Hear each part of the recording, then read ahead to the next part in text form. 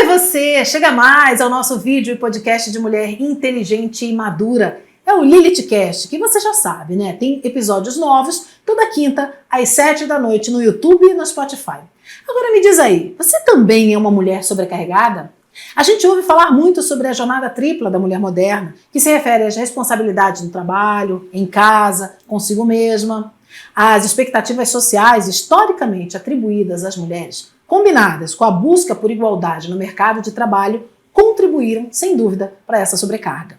E hoje a gente vai ter uma super aula de sociologia para entender direitinho como e quais são as estruturas sociais e relações de poder que moldam e perpetuam as desigualdades de gênero. É isso mesmo, Flávia. E para o nosso bate-papo de hoje, a gente convidou uma maravilhosa mulher, socióloga, antropóloga, doutora em Ciência da Comunicação pela ECA USP. Ela mesma, uma mulher com tripla jornada de trabalho, Ana Cláudia Fernandes Gomes.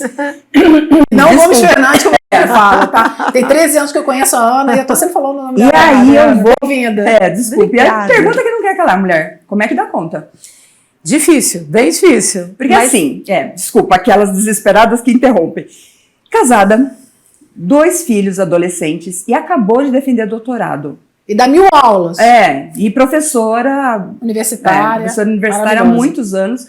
E dá aula todas as noites, 500 milhões de aulas. Como é que você dá conta? Em primeiro lugar, porque eu tenho ótimas amigas que me ajudam e me ouvem em momentos de muito cansaço, muitas vezes. Mas primeiro, obrigada pelo convite, é um prazer estar aqui com vocês. Eu acho que esse tipo de reunião, esse tipo de evento é o que fortalece não só as mulheres, mas principalmente as mulheres que trocam ideias, informações e conversam. Então, acho que o ato de conversar e divulgar ideias sempre é um ato de resistência. Então, a primeira forma de aguentar tudo isso é resistindo, é tendo amigas, tendo compartilhamento de histórias, ideias e opiniões. Eu acho interessante quando a gente fala em jornada de trabalho, ou então sobrecarga, porque são termos que vêm do mercado de trabalho, do chão de fábrica. Então, quando a gente vai falar da jornada, inevitavelmente a gente fala de produtividade. Então, por que uma mulher é sobrecarregada? Porque ela tem que produzir sempre em várias escalas, de várias formas, o tempo todo. Então, ela pode ser uma mãe, mas ela tem que ser uma boa mãe. Se acontece qualquer coisa com os filhos, cadê a mãe dessas crianças? A culpa é da mãe. Sim, não mas direito. A referência, onde está a mãe? Por que ela não está aqui agora? Se ela é professora, ela tem que ser uma boa professora, e ensinar os alunos e ser cuidadora. Se ela é pesquisadora, ela tem que ser uma pesquisadora boa, competente, que publique e que mostre que a pesquisa dela faz sentido para o mundo. E diante de tudo isso, eu acho que a lógica da produtividade sobrecarrega qualquer ser humano, mas principalmente uma mulher que perpassa condições sociais muito estabelecidas, de gênero, de raça, de classe social. Então, quando a gente começa a compartilhar esses dados, a gente percebe que as mulheres, elas são sobrecarregadas de maneira geral, historicamente falando, mas de quais mulheres nós estamos falando? Quais delas? Porque as sobrecargas também são diferentes. Então, quando você faz o intercâmbio racial, a gente tem uma desigualdade muito grande entre as mulheres. Quando a gente faz o intercâmbio de classe social, de campo, de cidade, outras sobrecargas e outras desigualdades aparecem. Então, diante disso, como que uma mulher luta por igualdade? Ela não luta por igualdade, ela luta por equidade. Ela quer ser vista de diferentes formas, com as suas diferentes demandas. E isso começa a ser mais interessante para todas nós, porque não dá para a gente colocar no mesmo pacote. Toda mulher é assim, ou todo homem é assim. Nenhuma mulher quer ser igual a. Elas querem ser diferentes e terem o direito à diferença.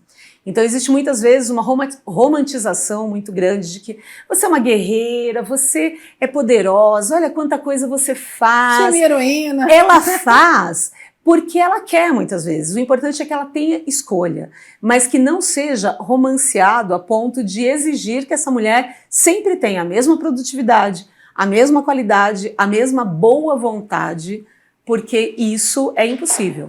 E menor a classe social, mais cobrança? Sim, na verdade, a cobrança ela não vem de uma pessoa ou de outra, mas ela vem de uma sociedade que exige produtividade. Então, quando a gente pensa as diferentes desigualdades que se estabelecem em diferentes ambientes, aí a gente tem uma noção da dificuldade.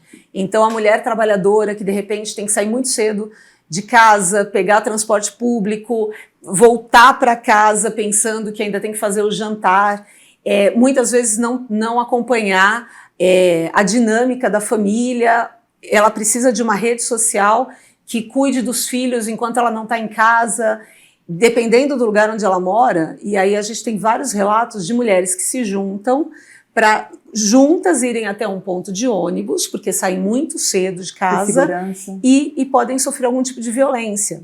Então, quando a gente pensa na raça, na desigualdade de gênero e nas condições sociais, a gente percebe as diferentes violências. E essas violências que estabelecem as desigualdades sociais. E você acha que, historicamente ou sociologicamente, a origem dessa dita sobrecarga está onde, localizada na história da humanidade? É na Revolução Industrial? É na Revolução Sexual? Em que momento a gente passou a ocupar, a ter esse peso maior do que os homens? Eu acho ótima essa pergunta, porque também a gente remete a todas as culturas e principalmente a uma lógica. A gente está aqui no LilithCast, mas se a gente pensar na lógica do surgimento da humanidade, da Eva, do Adão, dos filhos, e a mulher que assume um papel de cuidadora, quem foi que estipulou que a mulher precisa ser cuidadora? Tem que. Então, em muitas comunidades indígenas, aldeias e culturas de povos indígenas, os povos nativos, eles trazem a mulher como aquela que precisa ficar tomando conta da aldeia, fazendo cestaria, cuidando dos filhos, administrando o espaço, enquanto o homem sai, caça e traz o alimento. Essa lógica da administração perpassa todas as culturas. Desde o Neolítico, assim, né? Sim. E a mulher, ela acaba sendo não só a dona do pedaço, mas ela é a administradora. É como se fosse ela é uma CEO do espaço, porque ela tem que saber se vai chover, se a plantação, vai conseguir produzir naquele momento e trazendo para a gente. Se tudo na casa está funcionando, se tudo no trabalho está funcionando, se todos os membros da família estão em boas condições de saúde física, mental, espiritual. Tem comida em casa. E essa logística, ela remete ao surgimento da história das mulheres vinculadas ao espaço privado. Então, essa história de dona de casa é a referência das mulheres que precisavam ficar encarceradas mesmo no lar, pensando nessa administração, e sair de casa era mostrado como algo muito perigoso, algo muito difícil. Para que você vai sair? Deixa que o homem mais forte, mais poderoso... Está sujeito aos perigos. Exato. Né? Vá lá e traga para você, te sustente. E essa lógica, que parece romanceada, é uma lógica muito perversa, de encarceramento de mulheres que muitas vezes não tiveram a chance de estudar e optarem. Será que elas queriam isso mesmo? Então, algumas mulheres que não quiseram cumprir esse papel, elas recorreram a outras instâncias sociais. Viraram religiosas, porque na igreja elas poderiam estudar. Elas viraram cortesãs, onde elas tinham espaço para conversa, discussão e circulação mesmo de poder. Entre os homens? Eram donas dos seus corpos. Exato, também, né? Entre homens, lugares e mulheres também, porque a cortesã ela recebia as pessoas e a lógica social se mantinha pela conversação.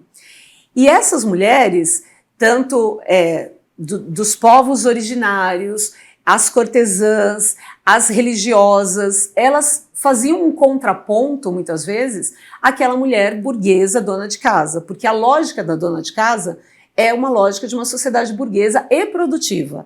Então, enquanto o homem está trabalhando, a mulher tem que trabalhar. Porém, ainda como lógica burguesa, ela trabalha dentro da casa, só que ela não recebe por isso. Então, é uma exploração dessa dinâmica. Produza, mas receba, de repente, em um dia festivo, uma panela, ou então um eletrodoméstico qualquer. A gente já vem para essa revolução industrial.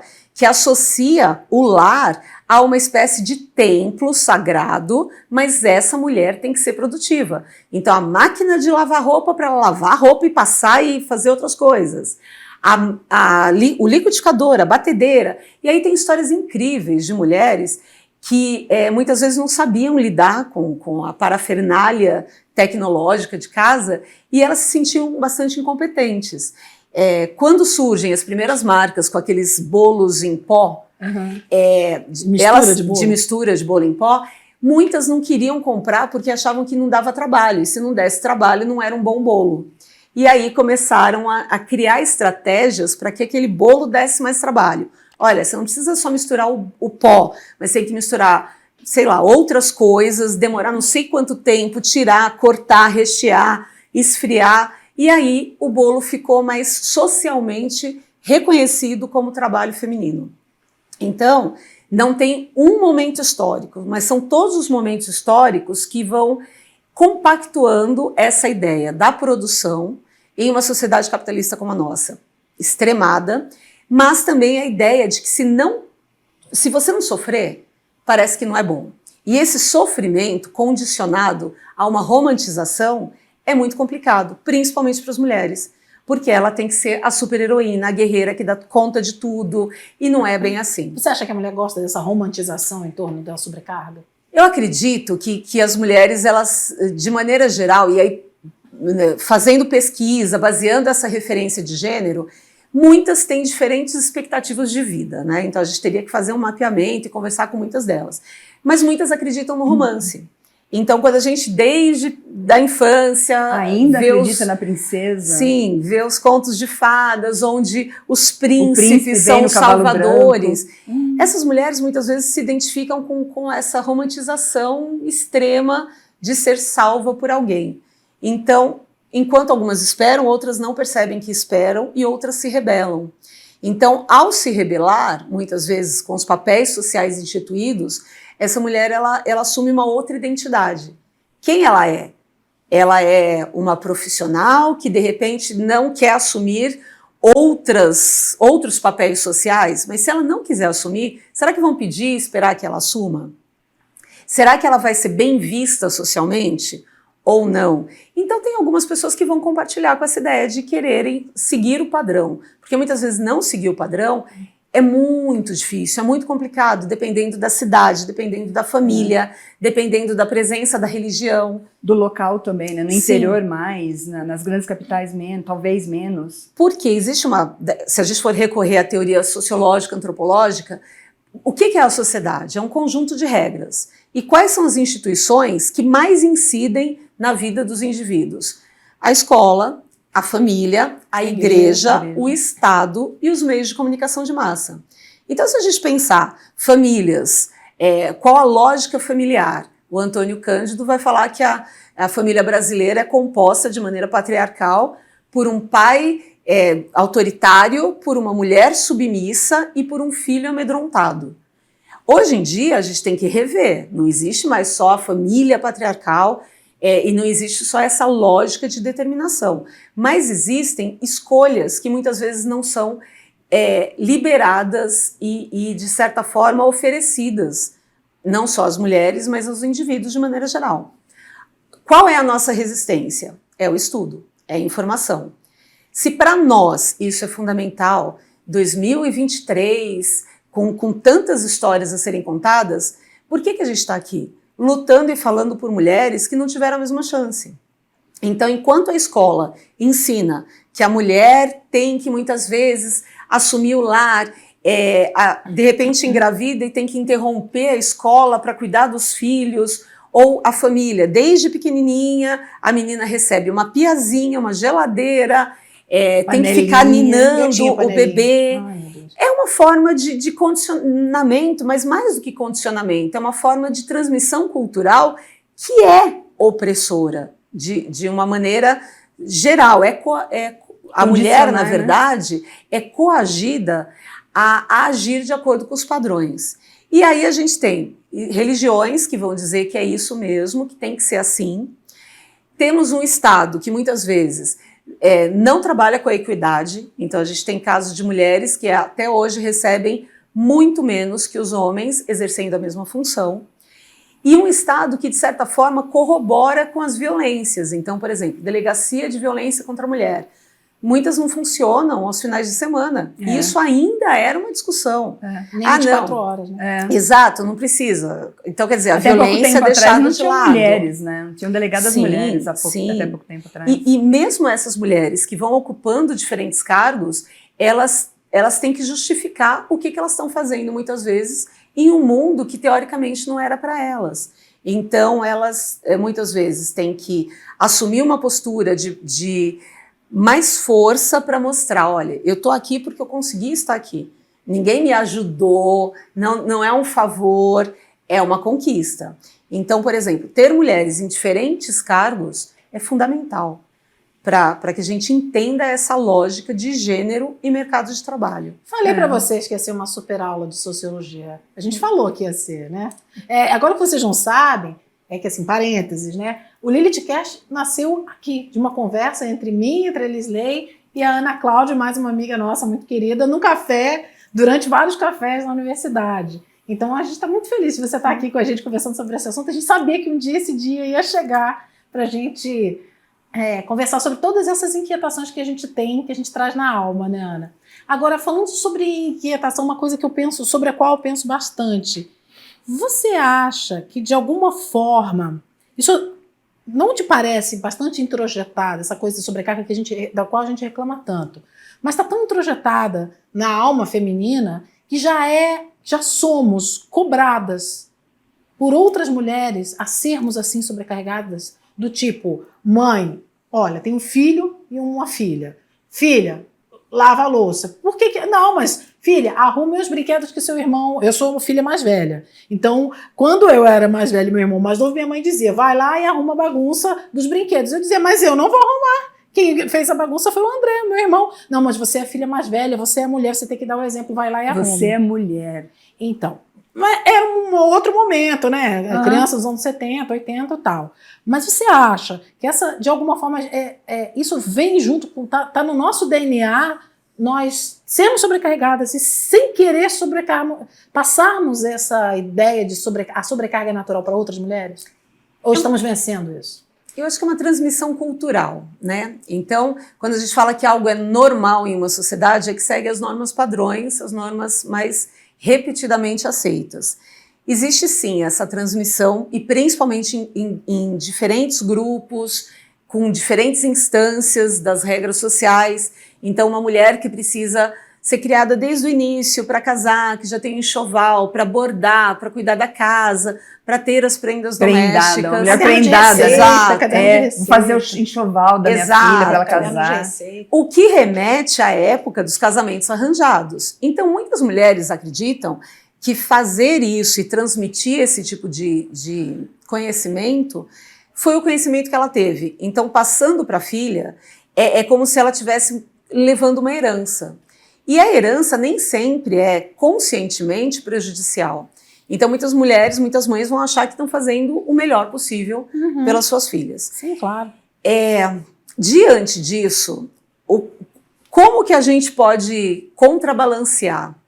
Muitas vezes, dentro da família, não há espaço para essa discussão, mas dentro da escola, principalmente. Então, não faz hoje sentido ensinar uma menina de 15, 16 anos exatamente o que nós aprendemos quando nós tínhamos 15, 16 anos nas escolas. Então, hoje já tem uma perspectiva de discussão de gênero.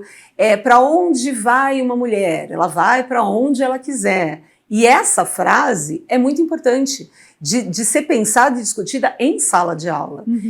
Estamos criando homens, mulheres, mas principalmente como educadoras, pesquisadoras, a gente tem que ganhar espaço em termos de discussão. Não compactuar com isso é o que a gente está fazendo aqui. É abrindo espaço para discussão, para que outras ideias surjam.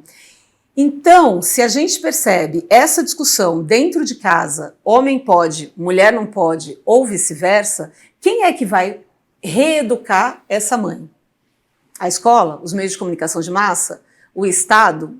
Não sabemos quem vai exercer esse papel, mas dentre as 5 instâncias sociais, a escola é a que tem mais liberdade Porque a religião trabalha com dogmas, com verdades que muitas vezes são inquestionáveis. O Estado trabalha com leis que muitas vezes não acompanham as mudanças sociais.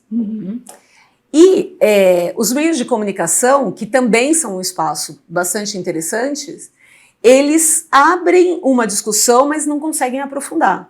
Então, qual é o espaço? É a escola.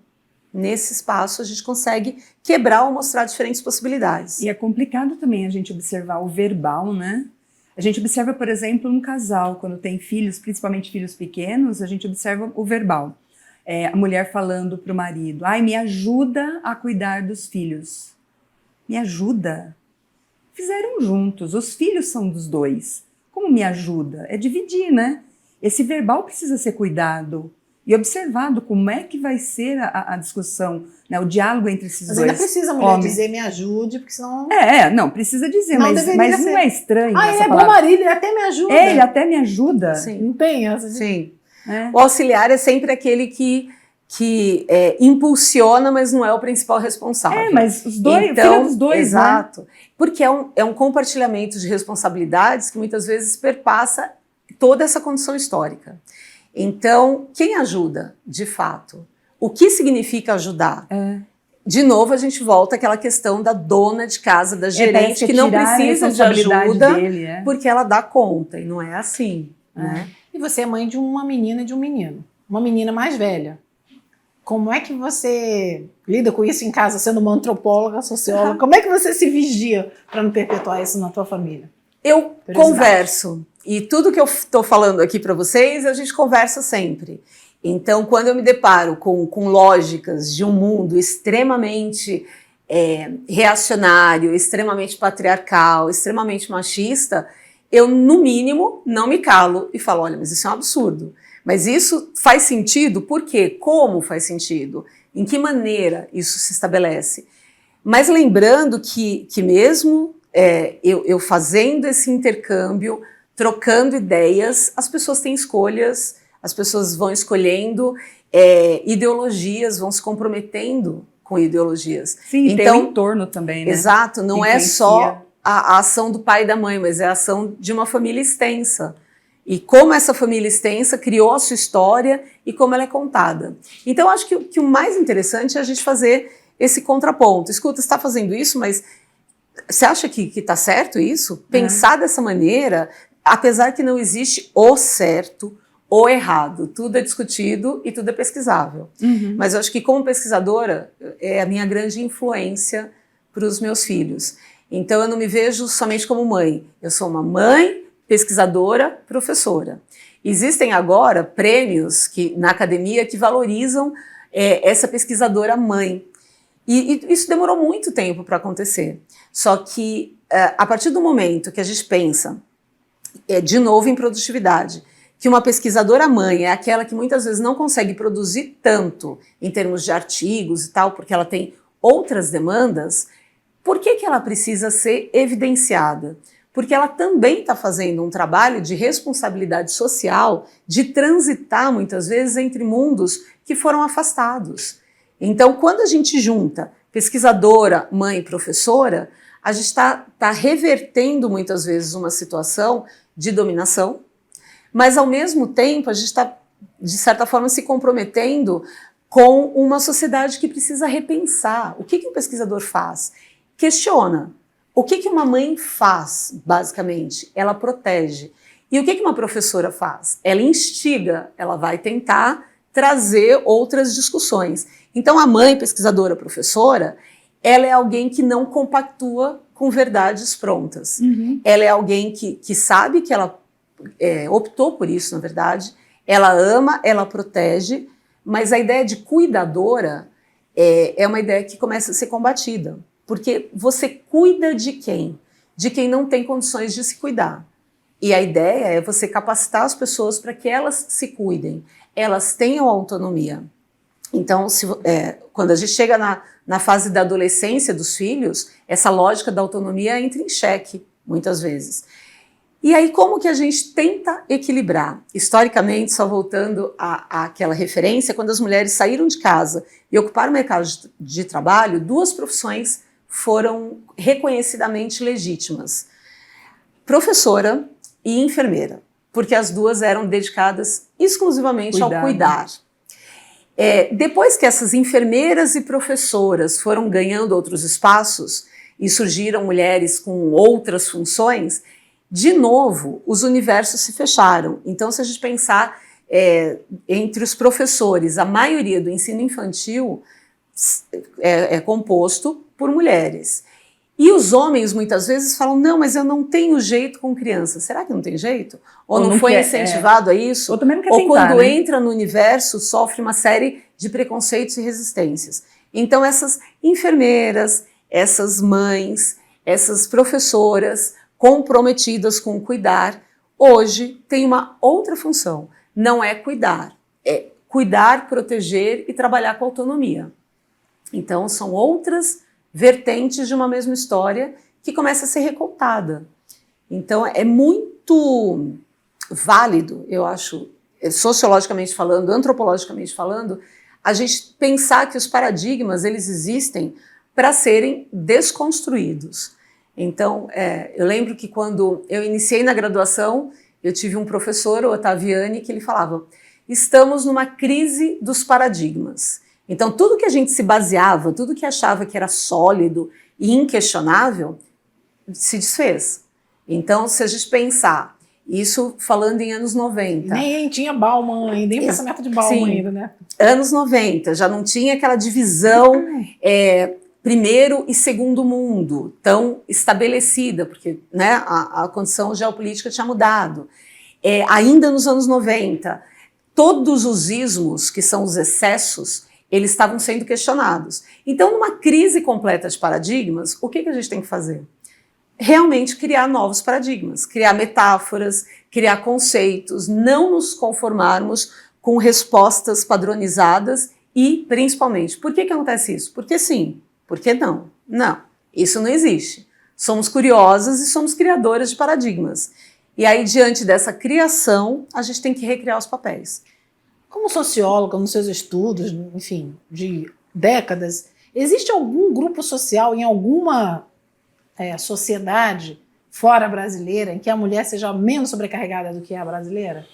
Algum grupo? Fico pensando assim que o país nórdico, talvez... porque os latinos... latinos fica meio difícil, né? Mas existe algum exemplo que você conhece dos seus estudos que demonstrem, que ilustrem um outro tipo de lógica, de menos sobrecarga? Então, se a gente pensar a partir dos arranjos familiares, tem muitas comunidades, culturas que são matriarcais. Então, a figura da mulher... Africanas, por exemplo. Principalmente, né? Na África, a gente tem as comunidades mais antigas que trazem o matriarcado como referência de sobrevivência. Então, enquanto muitas vezes os homens estavam nas florestas, caçando, morriam por lá, as mulheres assumiam o controle da sua comunidade. Porque é uma sobrecarga. Então, eram matriarcais. Também, mas não havia... Eu acho que a sobrecarga ela se estabelece a partir de um padrão de dominação. Um manda, o outro obedece. Ou hierarquicamente, a desigualdade é muito grande. Então, quem é que fica sobrecarregado? Quem está numa hierarquia menor. Nesse processo. Quem obedece. Quem estava no matriarcado não existe. No matriarcado, de certa forma, você não está numa hierarquia inferior. Talvez, de poder, então. Exato. Talvez outros estejam sobrecarregados. Mas se a gente pensar em uma relação cultural, eu acho que as sociedades matriarcais elas vão se estabelecendo em vários momentos. Então, em momentos extremos de guerra, de reconstrução social. No processo da pandemia, eu acho que a gente tem que valorizar o extremo, a função de muitas mulheres que se readaptaram a um contexto onde o universo da casa era 24 horas, muitas vezes, destinado a elas, e elas tiveram que conviver com todos os membros ao mesmo tempo na casa e reconstruíram o espaço e reconstruíram as ordens. Então, voltando à sociologia, os momentos de anomia, onde as regras sociais já impostas, elas são repensadas, tudo se readapta. Então, eu acho que os momentos extremos, guerra, pandemia, as grandes revoluções, elas trouxeram novos paradigmas para serem pensados. E aí, como que nós fazemos essa readaptação? Em um processo cultural que é lento. Então, quando a gente fala, se for localizar geograficamente, tem lugares onde existe uma menor sobrecarga ou maior sobrecarga fora do Brasil? Dentro do Brasil já existem diferentes lugares com diferentes composições culturais que realmente vão mostrar essa equidade. Mas, de maneira universal, se nós estivéssemos aqui em um grande laboratório, sem chegar no campo, sem conversar com essas diversidades e nós mapeássemos, normalmente, pelas regras institucionais, os países que foram, de alguma forma, incentivados a investirem demais no capitalismo, no sentido de países mais pobres que tiveram que rapidamente angariar fundos e capital, eles trabalharam muito mais a sobrecarga do que outros. Por quê? A palavra proletariado, por exemplo, vem de prole. E prole, quanto mais filhos uma família tivesse, mais gente para trabalhar essa família teria. Então, quem é que vai gerar essa prole? Mulher. Assim como em sistemas escravistas, onde quanto mais escravos, mais força de trabalho. Assim como em sistemas medievais, onde a mulher era vista como uma grande reprodutora. Se ela não reproduzisse, ela não cumpria a sua função social. Se ela não cumprisse a sua função social, ela não servia para nada. Então, diante do não servir para nada, muitas mulheres passaram do clã dos pais para o clã dos maridos. Ou para o clã da igreja. E se não dessem certo no clã dos maridos, elas podiam ou voltar para a família ou ir para a igreja. Então, a gente nunca livre, né? Sempre passando de uma mão para outra. Sim, sempre tutelada, sempre, de certa forma, vigiada. Tem uma historiadora, a Mary Del Priore, da USP, que ela traz muito essa questão da história das mulheres no Brasil, no mundo e tal. E ela fala que, durante muito tempo também, muitas mulheres foram internadas com diagnóstico de histeria, porque elas não queriam se adaptar aos papéis sociais que foram impostos para elas. Então, elas não queriam nem ir para a igreja, nem para o casamento, elas riam demais, elas eram livres demais, então elas tinham que ficar condicionadas em um hospício, porque eram vistas como histéricas. E aí, se a gente voltar à história das mulheres em termos de saúde, o corpo da mulher ele foi guardado durante muito tempo. Muitas mulheres morreram porque não podiam ser tocadas por médicos, porque na ausência da ideia de que Deus manda no seu corpo, quem pode tocar? O marido? Se essa mulher também não tem marido e não pode ser tocada por nenhum outro homem, ela não é vigiada, ela não é assistida. E a gente tem relatos de mulheres de famílias burguesas que levavam aos médicos bonecas de porcelana e diziam, olha, eu tô com uma dor aqui, mostrava na boneca, e era medicada ou orientada de acordo com a boneca. Quer dizer, não existia a compreensão, a pesquisa e o interesse em realmente pensar quem é essa mulher, quais as necessidades, o que ela precisa. Ela precisa produzir, ela precisa reproduzir, ela tem que cuidar do que é dela, ela não pode adoecer, ela não pode fraquejar. E se a gente entrar no cancioneiro popular, Amélia, que era mulher de verdade, lembram? Sim. E outras tantas. E por que não? Então essa é a romantização que foi construída historicamente e que escondeu muito sofrimento, que escondeu muito descaso, que escondeu muita... exploração. Sim, muita exploração e muita fraqueza, não da mulher ou do homem, mas de uma referência social e moral que dissesse, olha, essa história não está legal dessa maneira. Se é fraco, é porque é desequilibrado. E se é desequilibrado, é desigual. E por isso, o que o movimento feminista, de maneira geral, fala? Não é só uma questão de reequilibrar os pratos, que seria a igualdade. É uma questão de pensar quais as diferentes necessidades, de quais mulheres nós estamos falando. Então, que as mulheres falem, se expressem, conversem, mantenham relações como essa de fortalecimento. Quando a gente estuda, por exemplo, as comunidades das rendeiras, das tricoteiras, das lavadeiras do Rio que cantam em trabalho, o que essas mulheres estão fazendo? Elas estão exercendo a sociabilidade, elas estão reforçando os laços que muitas vezes são negados em outros espaços.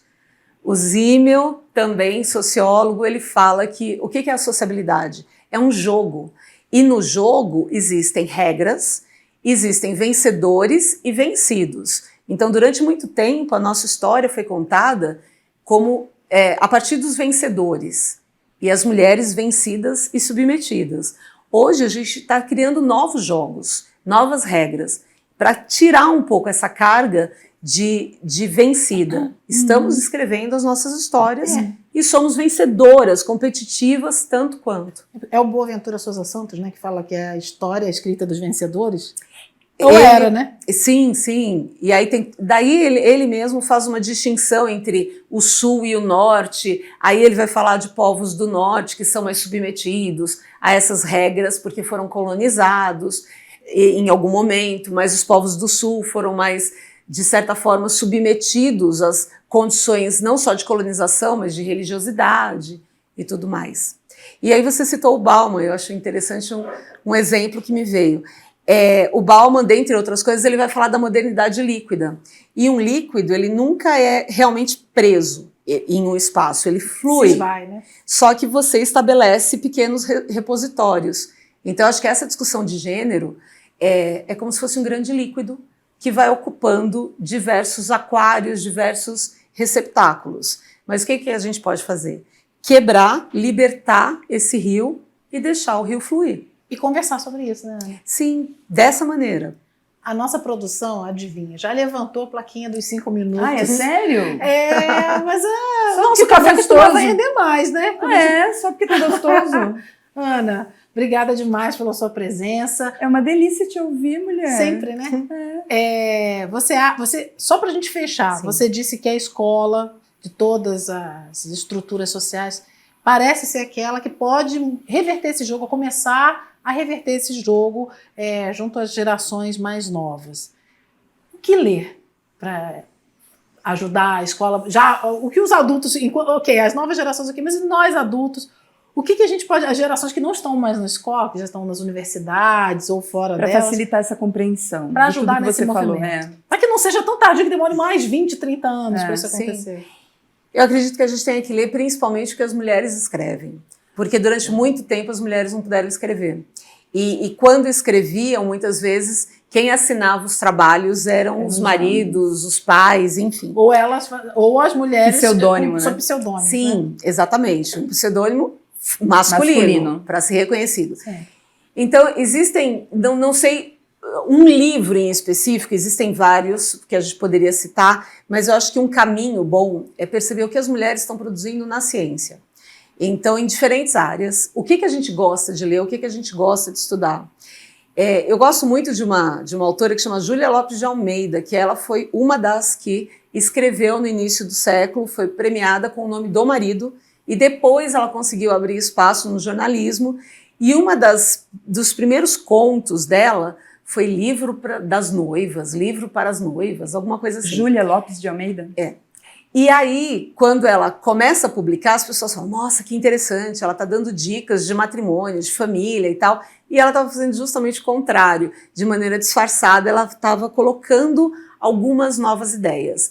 Mas eu acho que, além de leituras, de livros escritos por mulheres, o que as mulheres estão produzindo? Em diferentes áreas. O que é interessante pensar? Nem todo o trabalho científico tem a referência de gênero, obrigatoriamente. Mas, autoralmente, nós temos isso. De quem é a autoria?